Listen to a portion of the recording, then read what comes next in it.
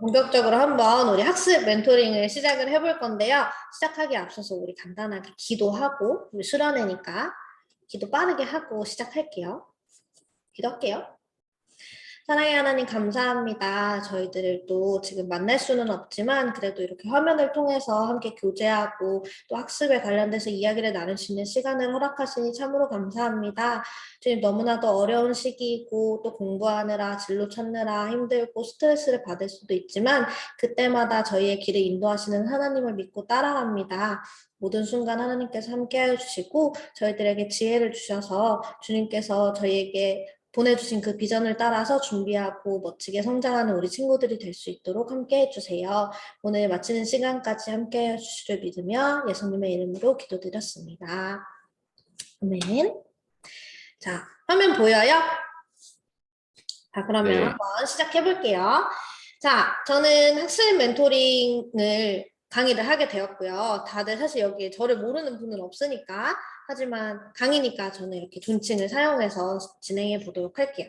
자, 사실 딱히 준비물은 없고요. 그냥 제가 조금 바라는 부분이라면 이렇게 적극적으로 대답을 해주면 훨씬 재미있고 신나는 시간이 될 수 있을 것 같고 그리고 두 번째로 편안한 마음으로 들었으면 좋겠어요. 그래서 이 제가 설명하는 부분들이 정답도 아니고 꼭 그렇게 해야 되는 것도 아니니까 너무 스트레스 받지 말고 그냥 저렇게도 할 수 있구나 하는 마음으로 가볍게 들어줬으면 좋겠습니다. 자, 간단하게 자기소개를 한번 해볼 건데요. 일단 제가 먼저 할게요. 저는 다들 아시겠지만 민소희고요. 조금 자세하게 이야기를 하자면 초등학교 교사입니다. 그래서 ESTJ라는 MBTI를 가지고 있기 때문에 굉장히 좀 계획적이고 현실적이고 좀 꼰대적인 기질도 있다고들 하고 그래서 그런 저의 성격이 많이 반영이 돼서 공부를 해왔던 것 같아요.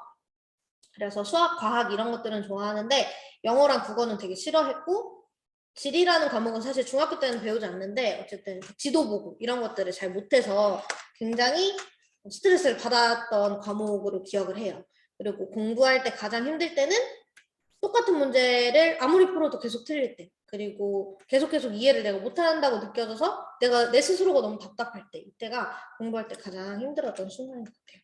자, 그러면 여러분도 아주 가볍게 그냥 한마디씩만 할 건데 자기 이름 그리고 나이 선생님이 지금 너희들 나이가 살짝 헷갈려요. 그래서 이름이랑 나이랑 학습 멘토링을 통해서 알고 싶은 거 한마디씩만 해주면 좋을 것 같아요. 우리 승혁이부터 해볼까요? 네. 이름 권승혁이고, 나이는 16살 07년생이고요. 멘토링을 통해서 얻고자 하는 거는, 어, 대충 미래에 대한 걱정을 덜어내고 싶습니다. 네, 좋습니다. 고마워요. 자, 그 다음 형이 인보인가? 인보가 한번 해볼까요? 저는 심인보고요. 나이는 15살이고 멘토링을 통해 얻고자 하는 것은 진로를 찾을 수 있는 방법. 네, 그 정도입니다. 네, 좋습니다. 네, 근데 아까는 고등학생들은 다 이렇게 목부터 아래를 보여주던데 중학생은 원래 이렇게 뚜껑만 보여주는 거야? 잘 안 보여요, 인보 얼굴이. 조금 조정해주면 좋을 것 같아. 자, 그 다음은 태윤이? 안녕하세요. 저는 김태윤이고요. 나이는 15살이고, 멘토링을 통해 얻고자 하는 것은, 미래 직업에 대한 것입니다. 직업, 네, 좋아요. 그 다음 준혁이? 안준혁이고요. 14살, 그리고 멘토링을 통해서 진로에 대해서 좀 더 알아갈 수 있게 되면 좋겠어요. 네, 좋습니다. 고맙습니다. 자, 사실 나는 학습 멘토링이기 때문에 아까 방금 들었던 것처럼 막 직업이나 이런 거에 대해서 얘기를 하진 않을 거예요. 하지만 결국 똑같진 않지만 우리가 진로를 얻고자 하면 학습이 필요하고 또 학습을 통해서 진로를 찾는 경우도 많기 때문에 뗄 수 없는 관계라고 생각을 하거든요. 그래서 그런 의미에서 조금 연관을 지어서 들어주면 도움이 많이 될 것 같아요. 자, 그러면 가벼운 이야기를 먼저 한번 나누고 싶은데, 혹시 우리 친구들은 공부를 왜 하나요? 너무 어려운 질문인가?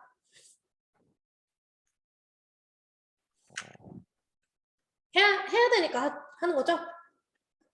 네, 네, 그쵸. 나중에 가서 대학교 간판 이런 거 좋은 거 달아야 되니까.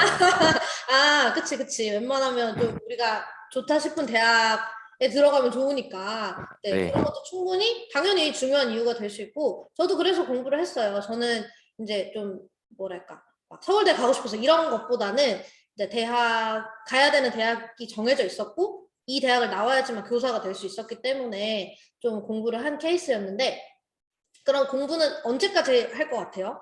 지금 뭐 당연히 하고 있을 거고. 몇 살까지 공부를 하면 적당할까?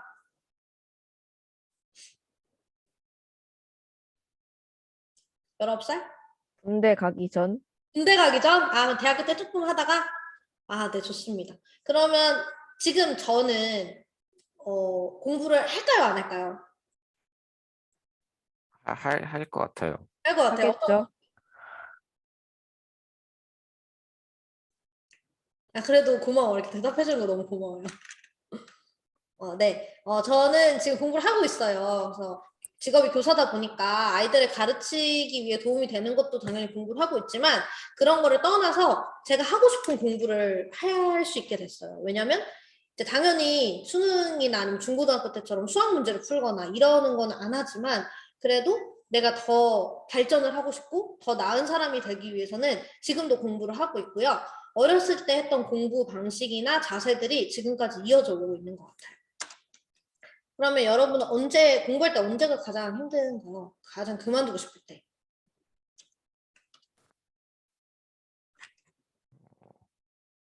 맨날? 시험 칠 때요. 어? 시험 칠 때요. 시험 칠 때 사실 시험이 진짜 싫죠. 공부도 싫지만 사실 시험이 더 싫지. 그 아, 결과는 압박이나. 그쵸. 근데 여기는 중간고사, 기말고사 이런 거 봐요, 그러면? 중학교에서? 네네. 힘들 때지. 근데 승혁이 너무 많이 컸다. 다른 사람 같아. 아, 네. 자, 그럼 좋아하는 일은 혹시 뭐예요? 좋아하는 일. 그냥 직업이랑 관련 없이 나는 이거 할 때 제일 재밌다. 유튜브 볼 때요. 아, 유튜브 좋죠. 저도 좋아해요. 유튜브. 무슨 프로를 즐겨 보시나요?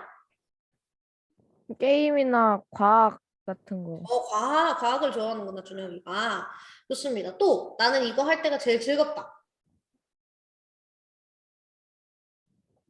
친구들이랑 다 같이 놀러 가거나 게임을 한다던가. 아니, 친구들이랑 노는 게 제일 재밌는 것 같아요. 친구들이랑 놀는 게 가장 재밌을 나이고 저도 그래요. 친구들이랑 놀 때가 제일 재밌고 뭘 하든지 사실 친구들이랑 있으면 뭐 게임을 하든 뭐 밥을 먹든 항상 즐거우니까. 자, 이걸 물어본 거는 조금 이따가 이유가 나옵니다. 자, 그럼 이제 본격적으로 이야기를 할 건데 사실 제가 세 가지 파트를 나눠서 준비를 했는데 아까 이야기를 하다 보니까 시간이 좀 많이 부족하더라고요. 그래서 이제 중학교 친구들이니까 고등학교 선배들보다는 조금 더 간추려서 이야기를 하고 친구들 질문을 많이 받아보도록 할게요. 사실 처음에 제가 이제 부탁을 받았던 주제는 공부를 어떤 식으로 하는지 그리고 또 친구들 질문을 보니까 공부 계획을 어떻게 세웠는지 이런 질문들이 많더라고요. 그래서 세 파트로 나눈 것이 과목별로 공부를 어떻게 했는지 그리고 공부 계획을 어떻게 세웠는지 그리고 공부할 때 빼놓을 수 없는 거 이거는 조금 부가적인 얘기니까 한번 천천히 진행해 보도록 하겠습니다. 혹시 듣다가 이해 안 되거나 질문 있으면 언제든지 말해도 좋아요. 자, 첫 번째로 국어. 근데 선생님이 솔직히 고백을 하자면 내가 지금 중학교를 졸업한 지 한 15년이 지났어. 그래서 사실 중학교 때 선생님이 어떻게 공부했는지 잘 기억이 확실하게 나진 않지만 그래도 고등학교 때랑 큰 차이가 없다는 가정하에 조금 더 단순화해서 설명을 해볼게요. 일단 국어는 뭐 암기가 많이 필요한 과목은 아니라고 생각해요. 물론 암기가 어느 정도는 필요하지. 뭐 용어 같은 것들은 우리가 외워야 되지만 그렇다고 모든 글이나 뭐 등장인물이나 이런 거 우리가 외우진 않으니까 암기가 아주 많은 과목은 아니지만 그만큼 뚜렷하게 점수를 올리기에는 어려운 과목인 것 같아요. 그래서 선생님도 개인적으로 가장 수능 때까지 가장 골머리를 앓았던 과목이 국어였고 왜냐면 내가 아무리 열심히 해도 성적이 안 오르는데 열받아서 때려치면 또 성적이 잘 나오고 되게 갈피를 잡을 수가 없는 과목 중에 하나였던 것 같아서 자, 요거는 이제 고등학교 관련 내용이니까 조금 생략을 하고요. 선생님은 이제 중학교 때를 떠올려 보면 국어 공부를 어떻게 했냐면 처음엔 내가 방법을 잘못 잡았어. 그래서 그냥 뭐 국어 문제집 풀면 되겠지. 그래서 국어 문제집 여러 권 사서 그냥 풀고 시험을 쳤는데 진짜 못 쳤던 게 기억이 나요. 왜냐면 그 문제를 내가 풀 줄 안다고 해서 그 교과서에 나와 있는 모든 글들을 내가 이해한 게 아니었는데 그냥 문제집에 있는 문제를 이해하니까 나는 내가 시험 범위에 대해서 되게 잘 알고 있다고 착각을 한 거예요. 근데 나중에 생각을 해보니까 선생님이 설명한 거랑 문제집이랑은 차이가 많았고 선생님이 중요하다고 설명해 주셨던 내용을 알았어야 내가 시험을 잘 쳤을 텐데 계속 문제집에 있는 거에 막 목을 맸던 것 같아요. 그래서 나중에는 문제집은 거의 쓰지 않았고요. 교과서만 봤어요. 특히 중학교 때는. 그래서 선생님 스타일이 어떨지 사실 잘 모르겠는데 이런 거 하지 않아요? 막 만약에 어떤 글이 나오면 그 글에 갈래, 땡땡, 소설 이런 거 적지 않아요? 아니야? 너무 옛날인가? 그런 거 안 해요? 그런 거는 아, 내가 근데 솔직히 고등학교 거는 많이 알아봤는데 중학교 거는 알아보기가 너무 어려워가지고 일단 나 때 얘기를 해줄게요. 이게 그냥 적절히 받아들이고 적용 가능한 거 적용하고 아닌 거 그냥 이렇게 내쳐버리면 돼요. 막 연연하지 않아도 되니까. 그래서 저는 어쨌든 스스로라도 꼭 정리를 했어요. 이 글의 유형. 소설일 수도 있고 시일 수도 있고 뭐 고전 문학일 수도 있고 갈래가 되게 다양하잖아.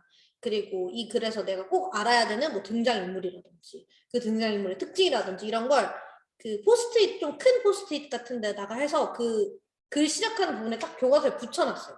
그리고 이거는 외운다기보다는 줄줄줄 좀 외운 거지 그게. 어쨌든 그래서 확실히 좀 이해를 하고 갔더니 시험 점수가 좀 많이 오르더라고요. 그래서 국어 같은 경우에는 문제를 내는 스타일이 선생님들마다 너무 다르기 때문에 문제집에 연연하기보다는 교과서에서 선생님이 수업을 일단 확실히 들어라. 집중해서 듣고 그 부분들 선생님이 중요하다고 하신 부분들을 위주로 좀 더 이해를 하려고 노력이 필요한 과목인 것 같아요. 국어 설명하기가 가장 어려워요. 그리고 여러분은 중학생이잖아요. 내가 고등학생들한테는 사실 이렇게 얘기하기가 좀 어려웠지만 중학생이면 아직 시간이 많아. 너무 많아. 지금 승혁이 여기서 제일 많은데 아직 중3도 안 된 거잖아요. 그쵸? 수능 치려면 아직 거의 4년 가까이 남았는데 그동안 책을 많이 읽으세요. 너무 꼰대 같을 수 있고 뻔한 이야기처럼 느껴질 수 있지만 책을 읽는 습관 그리고 조금 어려워도 우리 뉴스 기사나 아니면 뭐 설명서나 이런 것들 요새 안 읽고 그냥 유튜브로 찾아보잖아요. 글 읽는 거 귀찮아서 영상으로 보잖아요. 근데 그런 거 말고 그래도 내가 찾고자 하는 정보를 글자로 차분히 읽는 연습을 지금 나이 때부터 해놓으면 수능 때 지문이 사실 어렵지 않을 수 있어요. 그래서 저도 국어 점수 올리기가 어려웠지만 그래도 원래 독서를 하던 습관으로 그나마 버텼던 것 같아요. 여기 다 똘똘하고 그러네. 뭐 준혁이, 태윤이, 인보, 승혁이 다 똘똘한 친구들이네요. 그러니까 아니야? 태윤이 다른 거 하고 있는 거 아니지 지금? 아무튼 그러니까 지금은 너무 뭐 어차피 수능 어떻게 보는지도 솔직히 너네 잘 모르잖아요. 아직은 그런 거 몰라도 되니까 그냥 지금 이 나이 때 할 수 있는 것들을 미리 해놓으면 좋을 것 같아요. 그래서 국어에서 추천하는 건 지금은 독서 그리고 어려운 글을 차분히 읽는 연습 그런 것들을 많이 해놓으면 좋을 것 같고 시험은 그냥 선생님이랑 교과서 공부 열심히 해라. 이 정도인 것 같아요. 자, 그다음 수학 혹시 여기 아직 어리긴 하지만 혹시 수포자 있어요? 없어? 오케이. 자, 수학은 어느 정도의 암기는 필요합니다. 공식을 외워야지 문제를 풀 수 있는데 이제 나는 초등학교 교사니까 아이들이랑 수학 공부를 하다 보면 가장 안타까운 게 애들이 하나도 이해를 못했는데 공식만 외워. 그런 애들 초등학교 때 꼭 있죠. 근데 그렇게 공식을 다 외우면 사실 초등학교 때는 뭐 100점 못 맞아도 8, 90점 맞을 수 있어. 그럼 생각하는 거야. 난 수학을 잘하나 보다. 근데 사실 그렇게 보기 어려워요. 초등학교 때 8, 90점을 맞았어도 중고등학교 가서는 공식만으로는 문제를 풀 수가 없어요. 여기서 지금 중간고사, 기말고사 본 게 승혁이밖에 없나? 인보는 아직 안 봤지, 한 번도. 그 자유 뭐 학기제인가 뭐 그것 때문에. 그래서 시험을 뭐 보게 되면 또 알겠지만 이제 공식만으로는 한계가 있습니다. 그래서 공식은 당연히 외워야 돼요. 왜냐하면 내가 항상 문제를 풀 때마다 그 공식의 원리를 다 끄집어내서 문제를 풀 수는 없고 우리는 주어진 시간 안에 정답을 찾아야 되는 시험을 보기 때문에 당연히 공식을 외워야 되지만 그 전에 앞서서 원리를 무조건 이해를 해야 된다. 이거는 저는 초등학생들한테도 계속 얘기를 해요. 이 원리를 모르면 너는 절대 나중에 수학을 잘할 수 없다. 그래서 내가 좀 수학에서 좋은 성적을 얻어보고 싶다. 뭐 물론 잘하는 친구들도 있겠지만 지금도 더 뭐 잘하고 싶다거나 성적을 올리고 싶다 하는 친구들은 아주 기초적인 문제도 좋으니까 기본적인 원리를 이해할 수 있는 문제를 반복적으로 푸는 게 어려운 막 생수학이라든지 아니면 창의수학, 올림피아드 이런 거 100문제 푸는 것보다 훨씬 효과적이에요. 그래서 어려운 문제에 너무 연연하기보다는 기본이 되는 문제를 탄탄하게 원리를 이해할 수 있는 연습을 해라. 이게 진짜 뻔한 얘기 같은데 너무 당연하고 중요한 이야기예요. 수학은 그렇고 그리고 지금은 중학생이니까 모의고사 수능 얘기는 하기는 어렵지만 어쨌든 내신을 잘 보고 싶으면 그리고 교과서를 보세요. 교과서. 이게 선생님도 시험지를 만드는 입장에서 생각을 해보면 국수사과 영 모든 과목 중에 시험지를 만들기 가장 까다로운 과목이 수학이에요. 왜냐하면 뭐 그래프나 뭐 도형이나 이런 그림들을 내가 만들어내기도 너무 어렵고 또 다른 문제집 거를 따오자니 저작권이 걸려서 함부로 쓸 수가 없어요. 그래서 결국 중학교도 그렇고 고등학교도 그렇고 선생님들이 결국 교과서에 있는 문제 조금 바꿔서 시험 문제 많이 내시거든요. 그래서 내가 만약에 수학을 들인 시간에 비해서 중간고사, 기말고사 시험을 성적이 잘 안 나온다. 그럴 때는 오히려 막 너무 많은 문제집 막 100권 풀고 막 문제집 몇 권 풀고 이런 거에 연연하지 말고 차라리 교과서를 반복적으로 내가 완전히 툭 치면 풀 수 있을 때까지 한번 풀어보세요. 그게 많은 문제집을 푸는 것보다 오히려 확실하게 성적을 올리는 데 도움이 되는 경우가 있어요. 수학은. 그 다음 혹시 애들이 지루하니? 선생님이 티키타카를 하고 싶은데 자, 그 다음 사회는 어떤 영역이 있을까요? 이렇게 물어보면 너무 어렵나? 역사, 그렇지, 역사. 지금 사회 뭐 배워요? 뭐 지금 방학이긴 하지만 최근에 배운 사회 어떤 거 있어요? 정치. 정치. 그 다음 6학년은 2학기 때 사회 뭐 배우지? 최근엔 비정부 기구 배웠는데요. 비정부 기구 배웠어요. 그럼 비슷한 것들 배웠네. 사회는 사실 영역이 되게 다양해요. 그래서 아까 말한 것처럼 정치, 경제, 문화, 뭐 역사 굉장히 사실 방대한 내용을 담고 있는데 그만큼 암기가 사실 되게 많이 필요한 과목이에요. 그래서 거의 뭐 80~90%는 암기라고 해도 과언이 아닐 정도의 과목이기 때문에 하지만 아까 그랬잖아. 국어는 암기가 거의 없지만 확실하게 성적을 올리기가 까다로운 반면에 이런 사회 같은 과목은 암기를 해야 되는 게 좀 힘들고 짜증나긴 하지만 반대로 말하면 암기만 똑바로 하면 성적이 가장 빠르고 효과적으로 오르는 과목이에요. 그래서 내가 성적을 좀 확실하게 빨리 올리고 싶다 하면 사회 같은 과목을 정말 달달달달 외우는 게 되게 도움이 많이 될 수 있어요. 나름 벼락치기가 되는 과목이라고 저는 생각을 해요. 수학 같은 건 일주일 전에 공부한다고 점수 잘 안 오르는데 사회 같은 건 진짜 한 일주일만 정말 독하게 중간고사 준비하면 성적이 훅 올라요. 점수도 잘 딸 수 있고. 그래서 만약에 중간고사, 기말고사 같은 거를 대비를 할 때에는 좀 이런 식으로 전략적으로 내가 어느 시기에 어떤 과목을 어떻게 공부할지를 스스로 좀 파악을 해놓는 게 도움이 많이 돼요. 그 다음 좀 쉴까?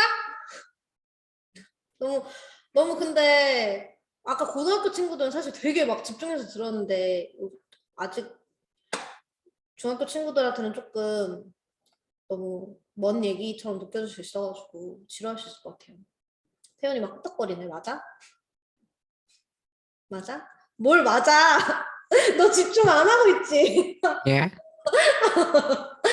네, 고마워요. 네, 그래도 들어줘서 고마워. 자, 그 다음, 이 과학, 영어까지만 하면 끝이야. 그 다음에는 이제 없어요. 자, 과학 같은 경우에는 선생님은 그냥 다 외웠어요. 사회랑 과학은 그냥 무조건 외웠고, 그리고 아까 준혁이도 과학 영상 이런 거 보는 거 좋아한다고 했잖아. 그래서 나름 과학은 내가 좋아하는 부분이 분명히 있어요. 과학 공부는 싫을 수 있어도 우주를 좋아한다든지 다들 뭐 아니면 막 동물을 좋아한다든지 식물을 좋아한다든지 이런 흥미가 조금씩은 다들 있잖아. 그래서 수학 문제 풀거나 하는 것보다는 그래도 그나마 공부하는데 흥미를 조금이라도 느낄 수 있는 과목이라고 생각을 해요. 그래서 흥미를 조금 찾아보면 공부하는데 훨씬 도움이 많이 될 것 같고, 그리고 되게 어려운 부분들이 분명히 있어요. 그런 것들은 근데 나한테만 어려운 게 아니고 과학은 특히 어려워하는 부분들이 다 비슷해요. 예를 들면 원소 기호라든지 그런 공식, 화학 공식이라든지 아니면 뭐 달의 주기에 따른 모양의 변화라든지 이런 것들은 나도 애들한테 가르치지만 매번 헷갈려요. 그러니까 이런 모두가 어려워하는 부분에 너무 스트레스 받지 않았으면 좋겠다는 이야기를 꼭 해주고 싶었어요. 그 다음 마지막 영어. 영어는 다들 어때요? 영어 잘해요? 아니야? 나도 영어를 못했어. 선생님이 개인적으로 제일 힘들어했던 과목이 영어였어요. 근데 중학교까지는 버텼어. 왜냐면 중학교 때까지는 다 외웠어. 그러니까 내가 단어, 수거 이런 것만 외운 게 아니라 중학교 때 선생님이 이제 오빠가 있거든요. 우리 오빠를 아는 친구들도 있을 텐데 우리 오빠가 말을 하기를 영어를 못하겠으면 그냥 교과서를 통째로 외워라 라고 이야기를 했어. 그래서 중학교 때까지는 내신이 결국 교과서에서 나오는 거니까 이제 고등학교 가서 수능이나 모의고사를 보게 되면 내가 처음 보는 글들이 당연히 나와요. 근데 중학교 때는 선생님들이 안 가르친 글을 사용하지 않고 가르치신 걸로만 문제를 내니까. 그러니까 그때는 내가 너무 영어 공부가 어렵다 하면 두 가지만 외우면 될 것 같아. 중학교 때는 일단 단어를 많이 외우세요. 여러분 중학생 때 단어를 외우세요. 제발. 내가 얼마나 후회했는지 몰라. 고등학교 가서 해도 되겠지 싶어서 중학교 때는 영어 단어를 터치를 안 하고 그냥 교과서에 있는 것만 외웠는데 정말 얼마나 뼈저리게 후회를 했는지 몰라요. 내가 중학교 때 하루에 5개씩만 외웠어도 지금 이렇게 고생을 하지 않을 텐데 라는 생각을 되게 많이 했기 때문에 중학교 때는 다른 거 하지 마세요. 괜히 어려운 거 막 고등학교 때 거 안 해도 돼. 중학생 때 중학교 것만 하고 대신 단어를 미리 외우는 연습을 꼭 했으면 좋겠고요. 그리고 두 번째로는 듣기. 듣기를 미리 해놓는 연습을 하면 좋을 것 같아요. 듣기는 이 글을 읽고 푸는 것보다 성적을 올리는 게 훨씬 오래 걸려요. 왜냐하면 이 글을 보고 지문을 보고 독해를 하는 거는 내가 단어만 열심히 외워도 어느 정도 효과를 볼 수 있는데 듣기 같은 경우에는 내가 귀가 트이지 않으면 아무리 많이 들어도 성적이 빨리 안 올라요. 그러니까 듣기는 중학교 때부터 하면 좋은데 저 같은 경우에는 빡세게 한 게 아니라 하루에 10분 정도씩 꾸준히 했던 것 같아요. 하루에 한 10분, 20분씩 일주일에 한 3번?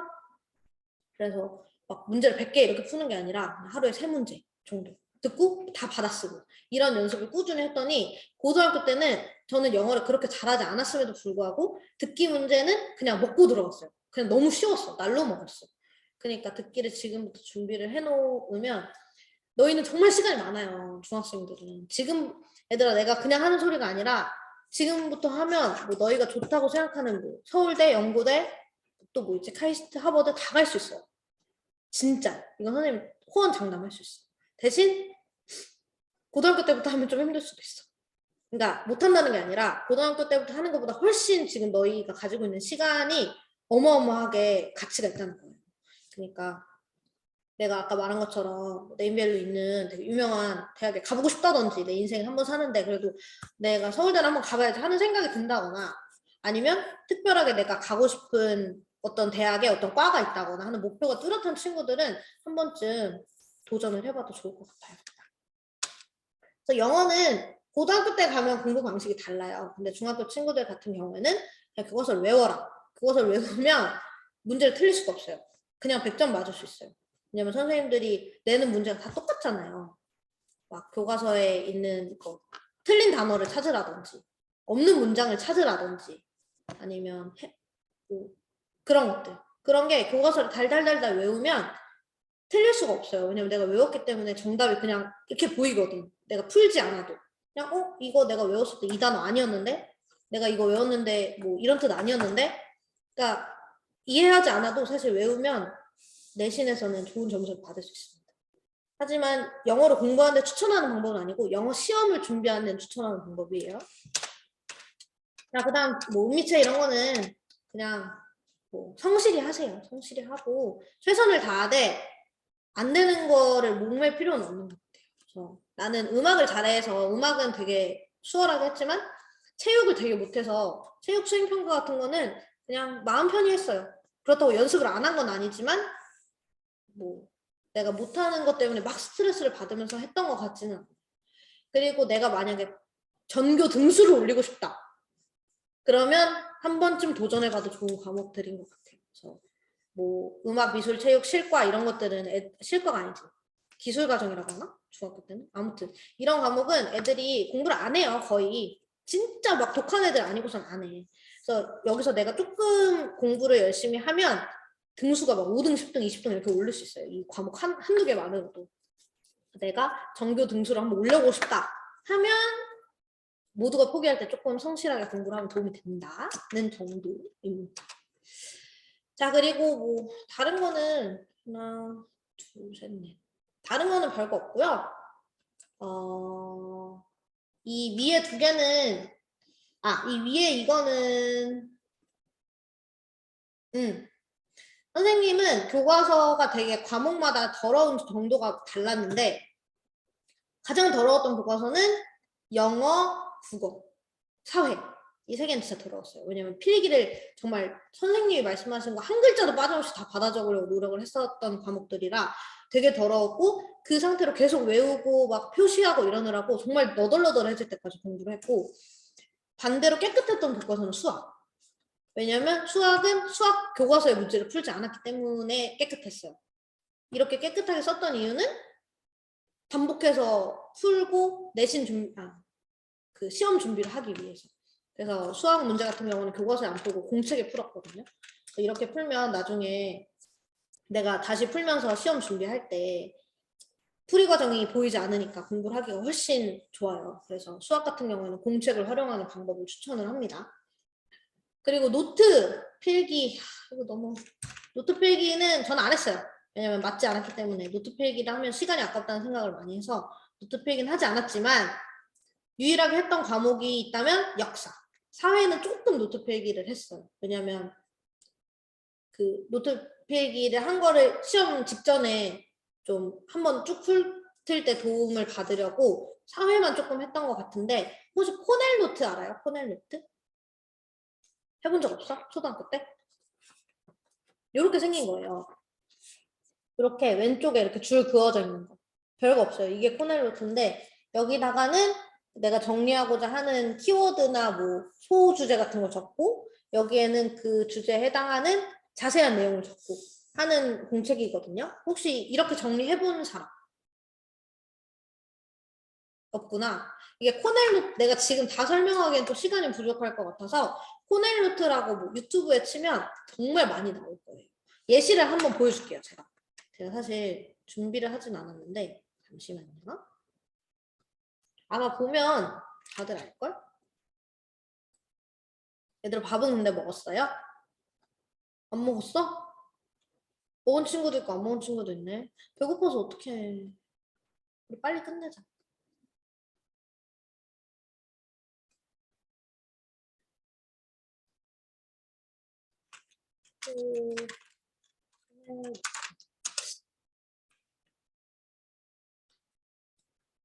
보여요 혹시?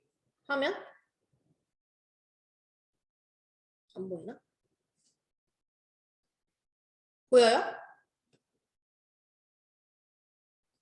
이런 게 코넬 노트예요. 안 보이는 것 같은데? 안 보여요. 안 보여요? 잠시만요. 아니 어디 갔지?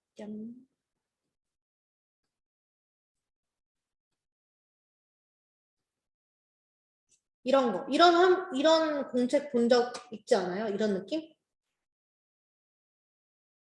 없어? 없을 수 있어. 뭐, 필수는 아니니까. 그러니까 이렇게 왼편에 세로줄을 좀 작게 긋고 오른편에 넓게 될 수 있도록 그래서 이런 식으로 왼쪽에는 키워드나 아니면 내가 정리하고자 하는 거의 핵심 내용, 주제 같은 걸 적고 오른편에 자세하게 정리를 하는 방식이에요. 근데 이게 되게 유명하고 효율적인 필기 방법이거든요.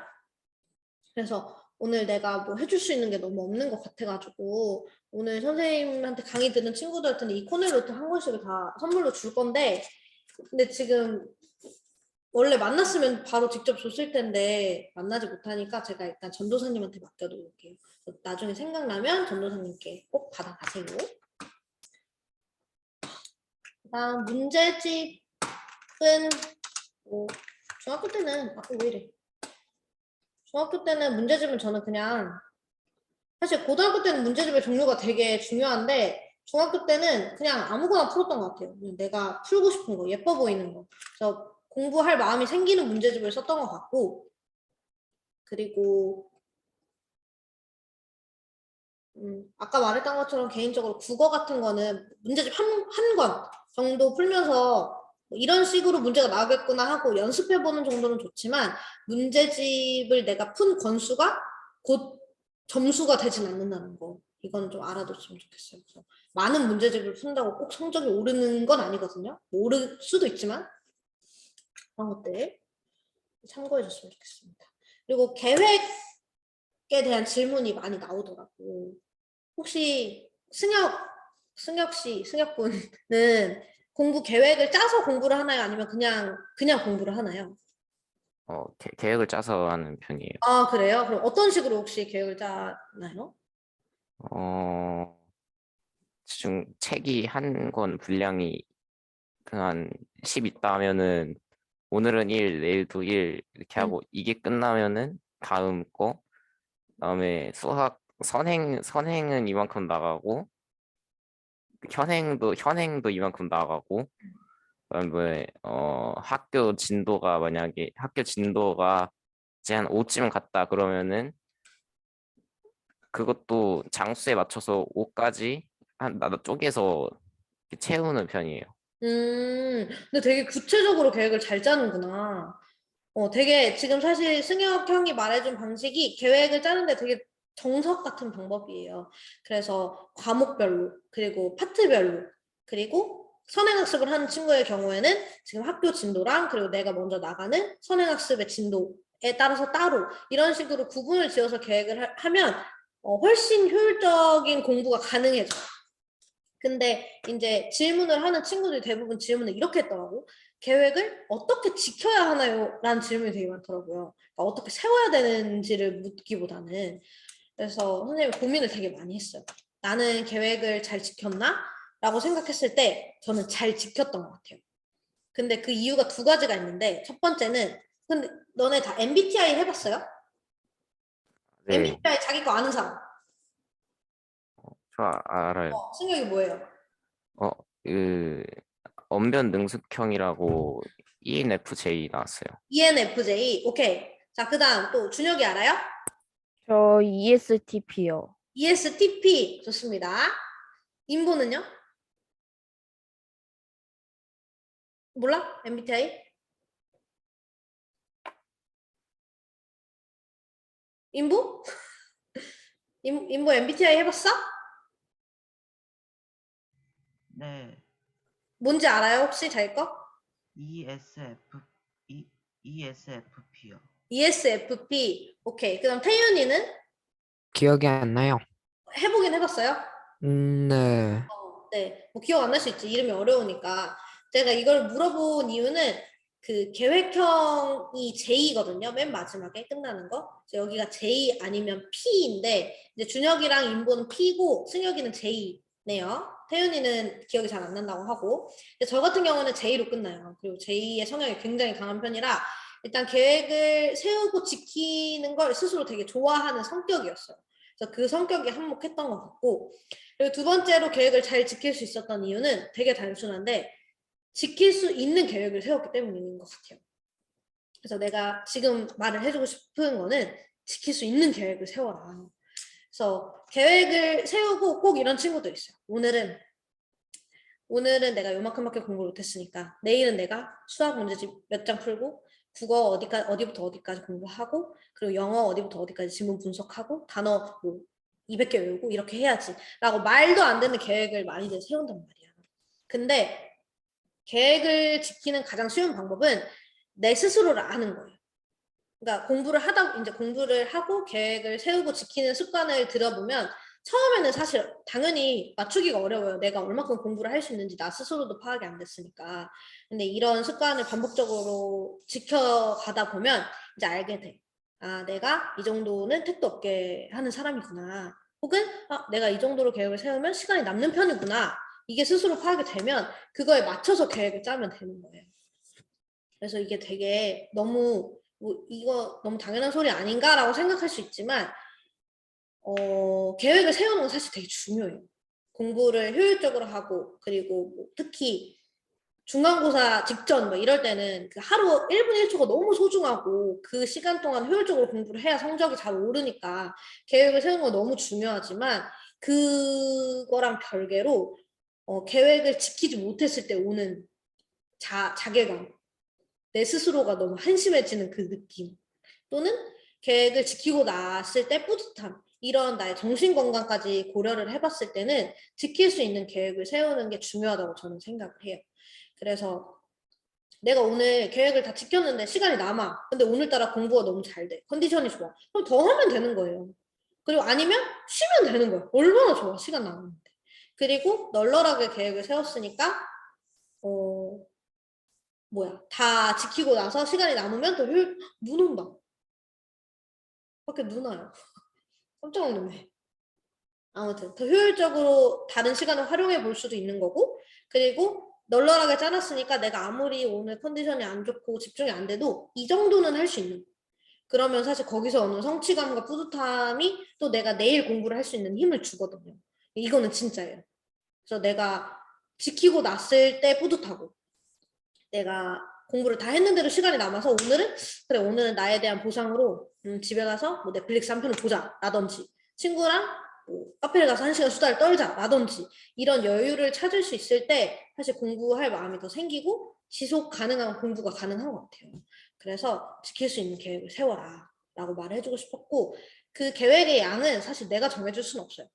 물론 학원을 만약에 다닌다면 학원 숙제만 해도 사실 그게 곧 계획이 되는 경우가 많더라고요.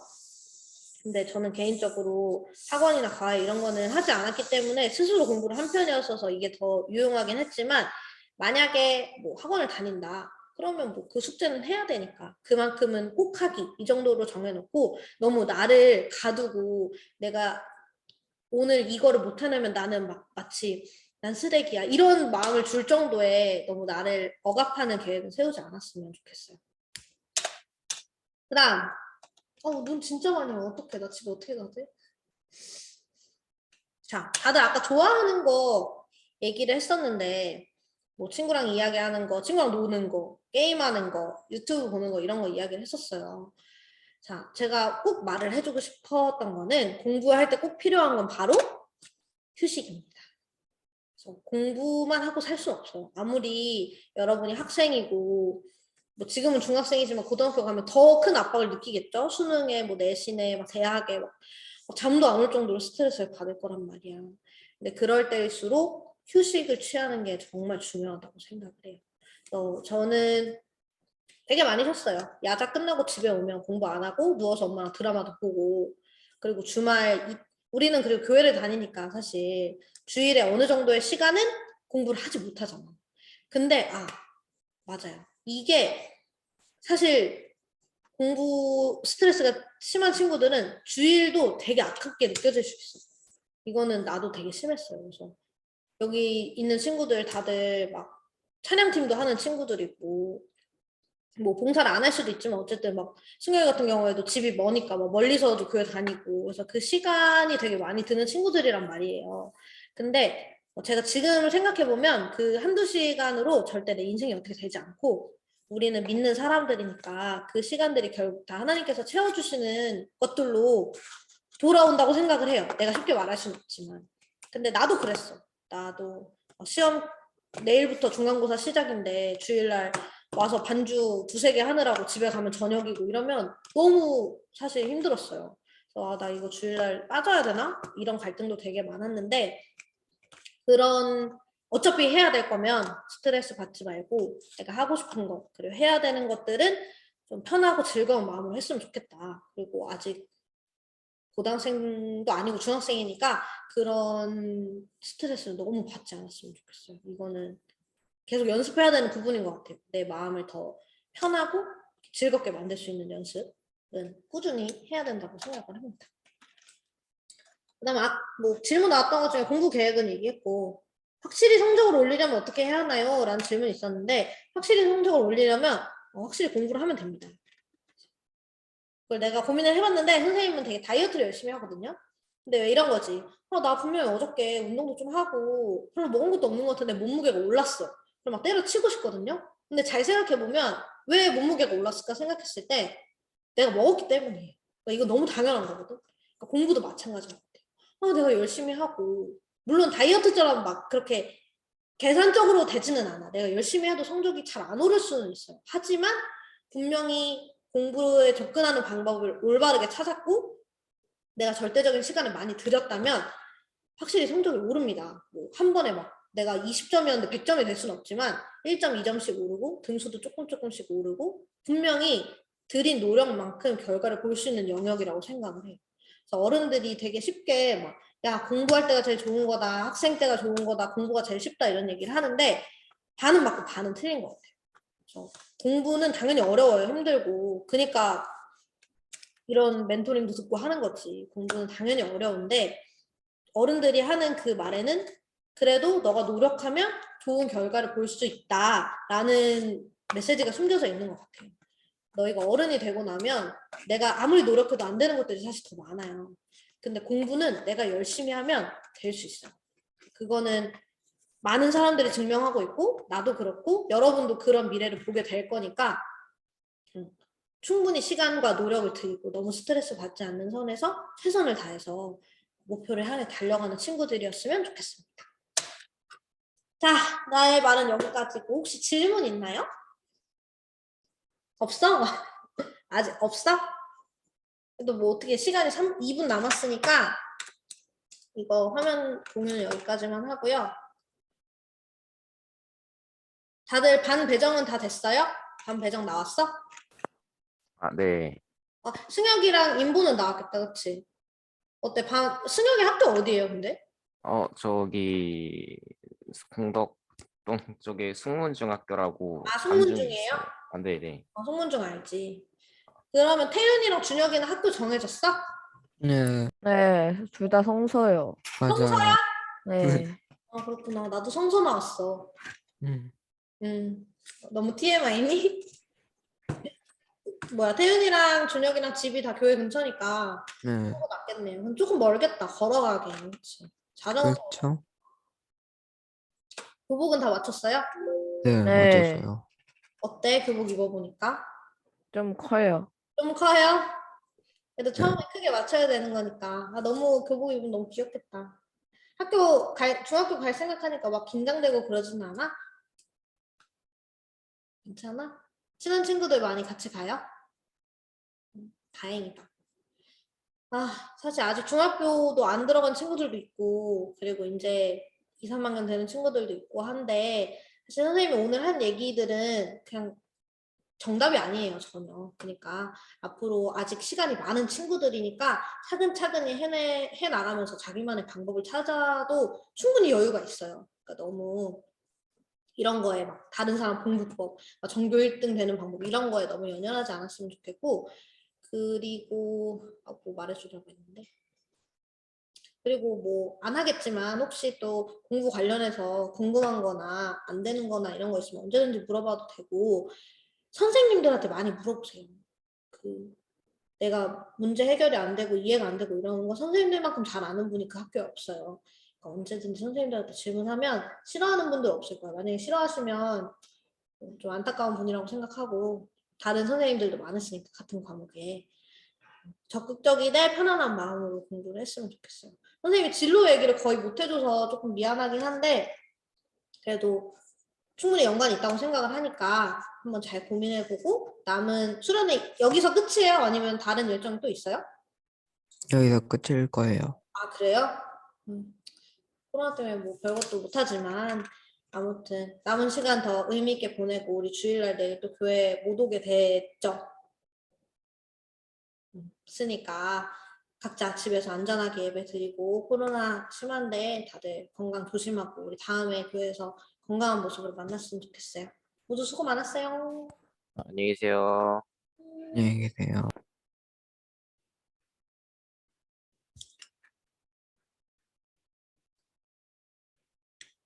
여러분들이 해야 될 진로에 대해서 조금 더 진지하게 할 수 있을 것 같아요. 난 진짜 돈을 벌어야 되는 사람이면